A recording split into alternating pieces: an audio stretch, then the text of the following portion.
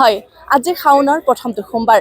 সমগ্ৰ অসমবাসীতে ভক্তৰ লানি নিচিগা সোঁত বৈছে মন্দিৰসমূহত। শিৱৰ ভক্তসকলে আহি পৰিছে মন্দিৰসমূহত শিৱৰ আৰাধনা কৰিবৰ বাবে। মই বৰ্তমান উপস্থিত আছোঁ বাইহাটা চাৰিআলিৰ গোপেশ্বৰ মন্দিৰৰ দেৱালয়ত। ইয়াতে দেখিবলৈ পোৱা গৈছে ভক্তৰ লানি নিচিগা সোঁত।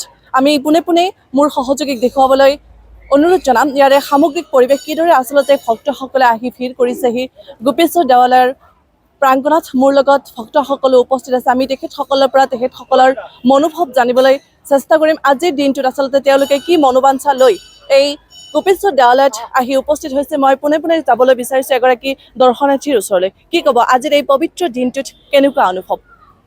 আজি শাওণ মাহৰ প্ৰথমটো সোমবাৰ।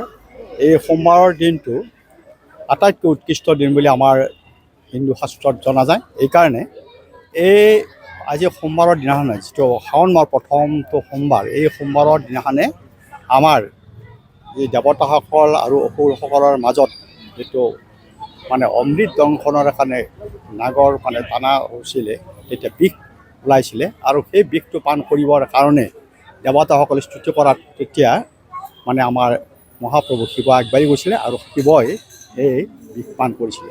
আৰু এই বিষ পান কৰি শিৱৰ যেতিয়া গোটেই কণ্ঠ নীলকণ্ঠ হৈ গৈছিলে, তেতিয়া শিৱই তাৰ উপায় বিচাৰিছিলে যে তেতিয়া বিষত ৰক্ষা পোৱা নাই। তেতিয়া গোটেই ব্ৰহ্মা বিষ্ণু মহেশ্বৰে আৰু দেৱতাসকলে লগ লাগি তেওঁক কি কৰিছে, প্ৰথমতে পানী ঢালিছে, তেওঁক পানী খাব লাগিছিলে। কিন্তু পানীটো যেতিয়া নকমি তেতিয়া তেওঁক গাখীৰ দিয়া হৈছে। সেইকাৰণে আজিৰ দিনটোত পুৰুষে হওক বা মহিলা হওক বা অন্যান্য ভক্তসকল সদায় শিৱৰ লিংগতে হওক বা শিৱৰ হেৰিত আমাৰ আজি কি কৰে, আজি গাখীৰ ঢালে। এইটো এটা আটাইতকৈ ডাঙৰ তাৎপৰ্য। আৰু আজি অকল অসমৰ এই গোপেশ্বৰ দেৱালয়তে নহয়, অসমৰ বিভিন্ন ঠাইৰ লগতে ভাৰতবৰ্ষত বিভিন্ন মঠ মন্দিৰত আজি ভক্তসকলে আজিৰ দিনত গোটেই ভাৰতবৰ্ষতে তেওঁলোকে শিৱৰ ধৰ্মত আৰু শিৱলিংগত তেওঁলোকে পূজা অৰ্চনা কৰিছে। আজিৰ পৰাই যদিও আমাৰ শাওণ মাহটো আগতে আমাৰ আৰম্ভ হৈছে, আজিৰ পৰাই মূলতঃ এই কাৰ্য আৰম্ভ হৈছে। বিশেষকৈ আজিৰ পৰা আমাৰ বলবম যিসকল যাত্ৰী আছে তেওঁলোকৰ আজিৰ পৰা যাত্ৰা আৰম্ভ কৰিব। আৰু গোটেই শাওণ মাহটোতে ভক্তসকলে বলবমৰ লগতে অন্য আমাৰ মঠ মন্দিৰত গৈ, বিশেষকৈ শিৱৰ যিবিলাক মন্দিৰ আছে মন্দিৰত গৈ তেওঁলোকে পূজা অৰ্চনা কৰিব। বিশেষকৈ আমাৰ হৰিদ্বাৰ, মথুৰা, হৰিদ্বাৰ, ঋষিকেশ, কেদাৰনাথ, তাৰপিছত আমাৰ অমৰনাথ আদিকে কৰি যিবিলাক আমাৰ ভাৰতবৰ্ষৰ বিভিন্ন ধৰ্মস্থান বিশেষকৈ শিৱৰ স্থান আছে, সেই সকলো জগত বিশেষকৈ আমাৰ ওচৰৰে বশিষ্ঠ মন্দিৰতো আজিৰ পৰাই যাত্ৰীসকলে ভিৰ কৰিব। মদন কামদেৱ দেৱালয়তো শিৱ গহ্বৰ আছে, তাত গৈ আমাৰ যাত্ৰীসকলে শিৱক আৰাধনা কৰিব।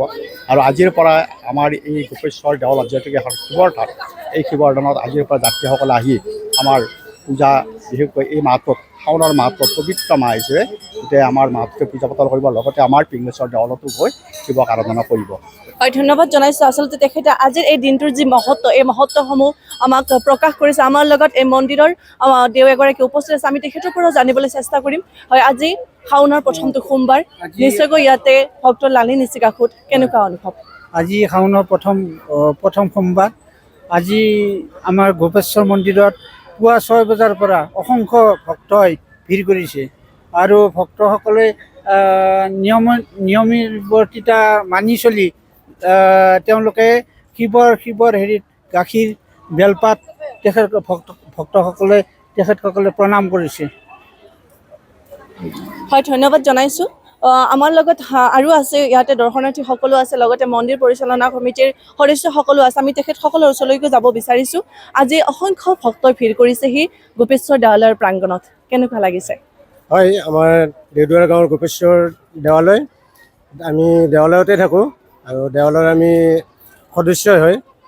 আমাৰ প্ৰত্যেক দিনতে হয় কি আজি শাওণৰ সোমবাৰ প্ৰথম দিনত অসংখ্য আহিছে, যাত্ৰী আহিছে, আহি তেখেতসকলে পূজা পাঠ কৰিছে।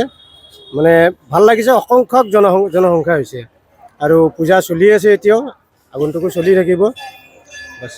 হয়, এইদৰে আজি বলবম যাত্ৰা ওলাইছে, ইতিমধ্যে বহুতো যাত্ৰী ওলাইও গৈছে। এইদৰে আজি শাওনৰ প্ৰথমটো সোমবাৰ ভক্তসকলে পালন কৰিছে, শিৱক পূজা কৰিছে। এনিভাৰত 24ৰ প্ৰথম প্ৰয়াস, জুবিন গাৰ্গৰ গীতৰ প্ৰতিযোগিতা। জুবিনৰ গানে কি আনে।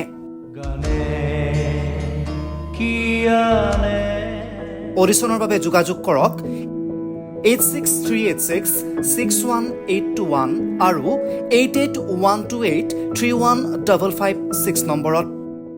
এনি ভাৰত 24 উদ্যোগত এটা নতুন সংগীতৰ প্ৰতিযোগিতা আয়োজন কৰা হৈছে, য'ত মোৰ গানৰ প্ৰতিযোগিতা হ'ব। আপোনালোকে তাত প্ৰতিযোগী হিচাপে আহিবলৈ পাৰিব আৰু মোৰ ফালৰ পৰা আন্তৰিক শুভকামনা জনাইছোঁ। আৰু অনুষ্ঠানটোৰ নাম হৈছে গানে কি আনে। সকলোকে মৰম জনাইছোঁ, সকলোৱে আহক, ইয়াত অংশগ্ৰহণ কৰক। Thank you very much. Love U.